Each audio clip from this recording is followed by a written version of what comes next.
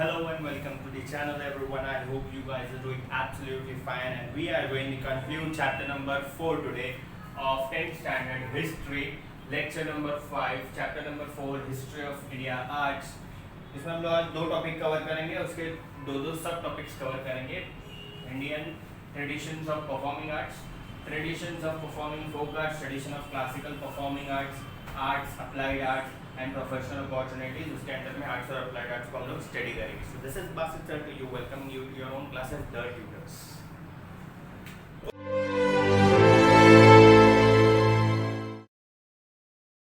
Traditions of performing folk arts. India has independent and varied traditions of folk songs, folk instruments, instrumental music, folk dances and folk theatres, which are characteristics of every particular region. There exist many rich traditions of performing folk arts in Maharashtra also.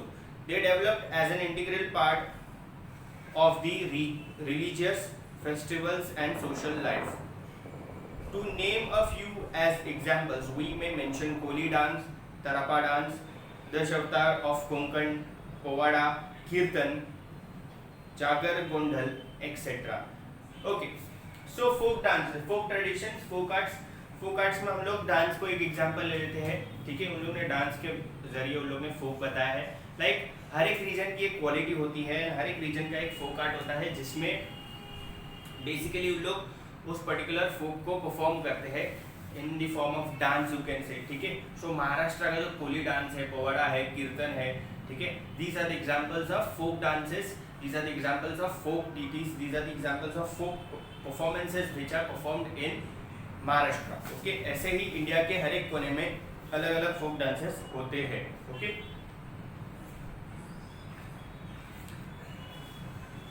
Okay, traditions of classical performing arts.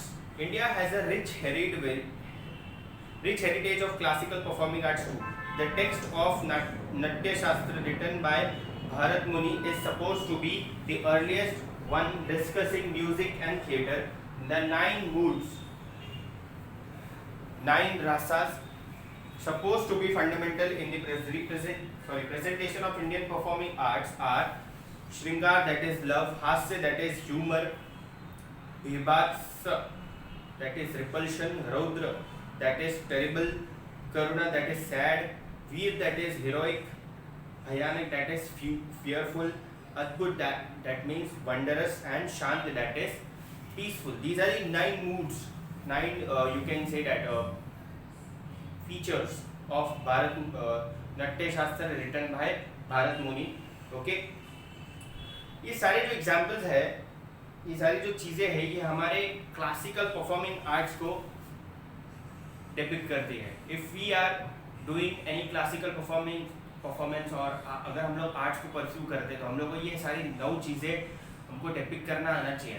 Let it be painting, let it be you can से singing, let it be dance, theatre है, कोई भी particular act हम लोग कर रहे हैं जो आर्ट से रिलेटेड है, उसमें हमको ये 9 मूड्स को डिपिक्ट करना बहुत अच्छे से आना चाहिए. Indian people came into contact with cultural traditions of other nations, and that resulted into blending of many different streams in the presentation of Indian performing arts, enriching them over time. As a result, many styles of presenting of classical vocal music, instrumental music and dance came into existence. Various schools preserving those styles were also created. Indian tradition जो है वो बहुत सारे different countries के traditions के blend के साथ start होने लगा. ठीक है, अपना जो म्यूजिक था हम लोग ने दूसरे कंट्रीज के म्यूजिक के साथ ब्लेंड करके उसको बनाना चालू किया. हम लोग ने अपना जो डांस था वो दूसरे डांस के साथ हम लोग ने ब्लेंड करना चालू किया. और आज बहुत सारे स्कूल्स ऐसी है, बहुत सारे यू कैन से ऑर्गेनाइजेशंस, इंस्टीट्यूट्स ऐसे हैं जो हमारे जो कल्चर है उसको बाहर के कल्चर के साथ ब्लेंड कर प्रिजर्व करने की कोशिश कर रहे हैं. Okay, there are 2 main branches of Indian classical music, Hindustani music and Carnatic music. Similarly, there are two forms of it: classical, that is Shastriya, and semi-classical, that is Upshastriya.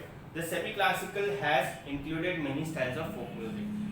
Basically, Indian traditional music जो है वो 2 type की है, हिंदुस्तानी music and Carnatic music. ये दो music में से जो हमारी जो क्लासिकल म्यूजिक है उसके दो टाइप है, classical.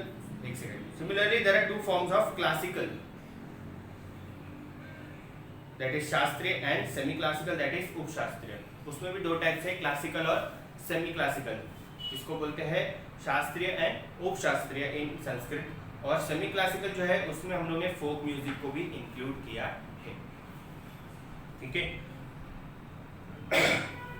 A beautiful blend of all three forms of music, vocal, instrumental and dance can be seen in various Indian classical dances forms like Kathak of North India, Lavani of Maharashtra, Odissi of Odisha, Bharatnatyam of Tamil Nadu and Kathakali and Mohiniyattam of Kerala. Okay, बहुत सारे various places of India, बहुत सारे different places के different dance forms है।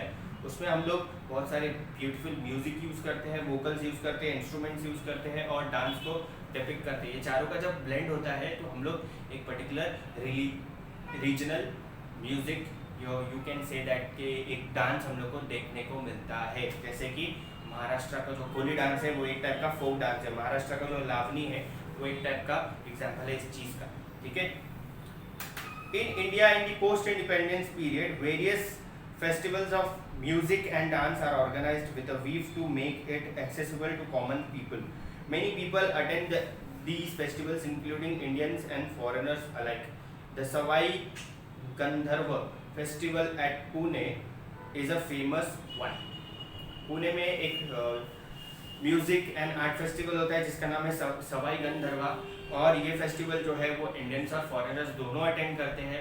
बहुत ज़्यादा crowded place हो जाती है वो उस पर्टिकुलर फेस्टिवल के टाइम पे। ये फेस्टिवल जो होता है ये म्यूजिक को लोगों तक पहुंचाने का एक जरिया होता है। Okay, lately we can see an inclination towards experimenting and creating fusion of various music styles by trying to overcome the limitations imposed by traditional styles of or school. Pandit Uday Shankar is a prominent name among such artists who created a new style. He successfully created a fusion of Indian classical dance and European opera. Now there are certain limitations to music. तो उस limitation को cross करने के लिए बहुत ज़्यादा मेहनत लगती है। तो there are certain people who cross the boundaries of music and create something new. So वो जो boundary थी वो पंडित उदय शंकर, वो एक बहुत इंपॉर्टेंट नेम माने जाते हैं in the field of music. Okay, so he made a fusion, और you can say he blended together the classical Indian classical dance and opera, European opera. He made a blend of these two. He also included various forms of folk dance in his style. उनके style में उन्होंने बहुत सारे folk dances को include किया। Thus the scope of presentation of Indian performing arts seems to be constantly expanding. The same phenomenon is apparently in the field of Indian visual arts.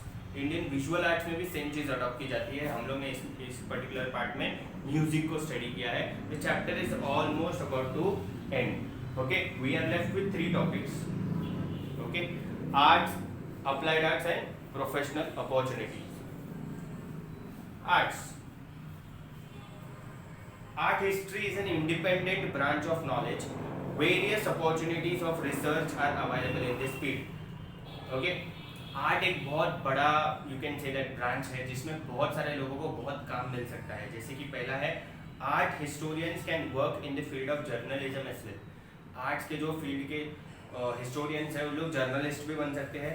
Art market is an independent field. It calls for special expertise to access the exact value of an art object or to ensure that it is genuine. An expert with deep understanding of art history is required for this task. Art market में बहुत ज़्यादा specialised लोगों की, जो artistic लोग होते हैं उनकी ज़रूरत होती है।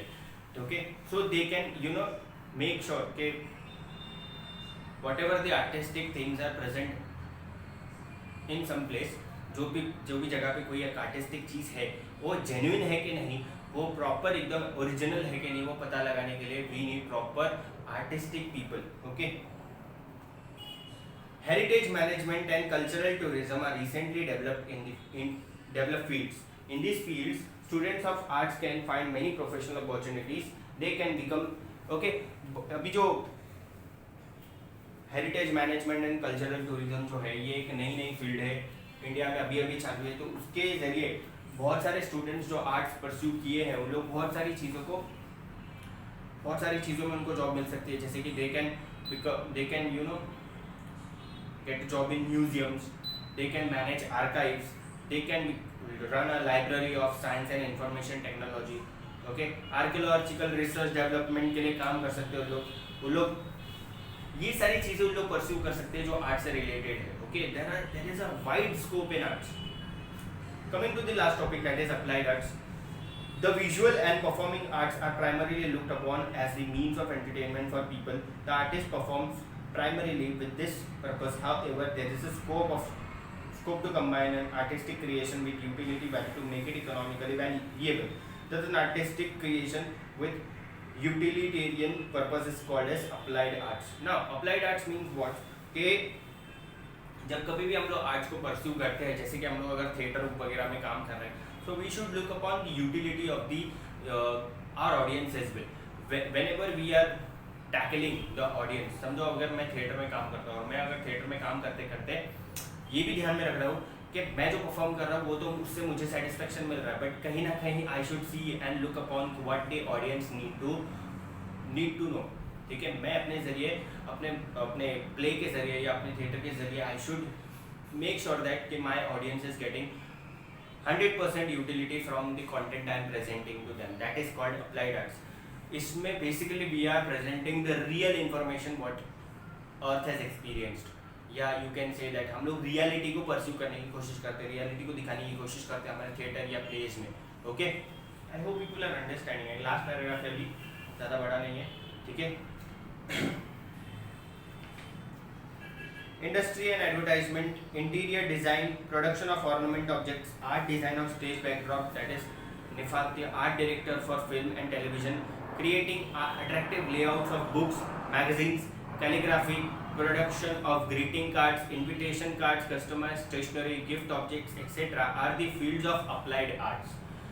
Applied arts में हम लोग जो स्टेज पर कोई परफॉर्म कर रहा है, हम लोग देख रहे हैं, समझो मैं परफॉर्म कर रहा हूँ तो मेरे पीछे का जो स्टेज है, स्टेज का जो कलर है, स्टेज का जो डिज़ाइन है, मेरी जो बैकग्राउंड म्यूजिक चल रही है, जो भी कैमरामैन है, जितने भी लोग हैं जो इस प्ले को सक्सेसफुल बनाने में लगे हुए हैं, those people are the people who get employment due to this artistic thing. Arts में सिर्फ वो इंसान को काम नहीं मिलता है जो आर्ट्स को परफॉर्म कर रहा है, उसके साथ साथ बहुत सारे लोगों को उसमें जॉब मिलती है, एम्प्लॉयमेंट जनरेट होता है। तो it is not just the artistic person who is getting the job, but different people who are not from the arts field, they also get the.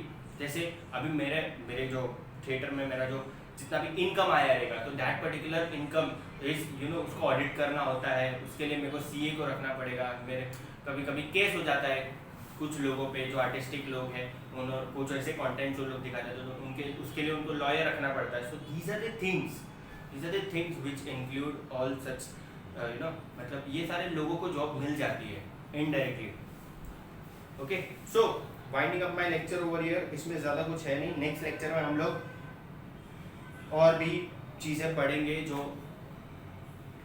Related है अप्लाइड हिस्ट्री से, okay. Before winding up my lecture I would like to say बहुत ज़्यादा फटाफट मैंने पढ़ा लिया है, topic को ख़त्म कर दिया है, कुछ भी मजाक किया नहीं, बीच में कुछ भी टाइम पास किया नहीं हमने, just because I just wanted to complete the lecture, because बहुत सारा कंटेंट था उसमें और मैंने अपने से बहुत कट शॉर्ट करके इंपॉर्टेंट टॉपिक्स को कवर करने की कोशिश की है। बीच में भी लेक्चर में लाइट चली गई थी जिसकी वजह से एसी बंद हो गया है और पसीना आना चालू हो गया था, okay. So I hope you people have understood the lecture. I know तुम लोग एंजॉय नहीं किए होंगे, बट आई गेस तुम लोग को समझ में तो आया ही होगा, okay. So if you have any doubt, I am telling you people in every lecture के तुम लोग मुझे व्हाट्सएप कर सकते हो या फिर तुम लोग कमेंट कर सकते हो कमेंट बॉक्स में, ओके, नीचे। और भी कुछ डाउट है related to any other topic you can ask me, okay. So do not forget to like, share and subscribe. Thank you so much, this was Wajid sir, signing out.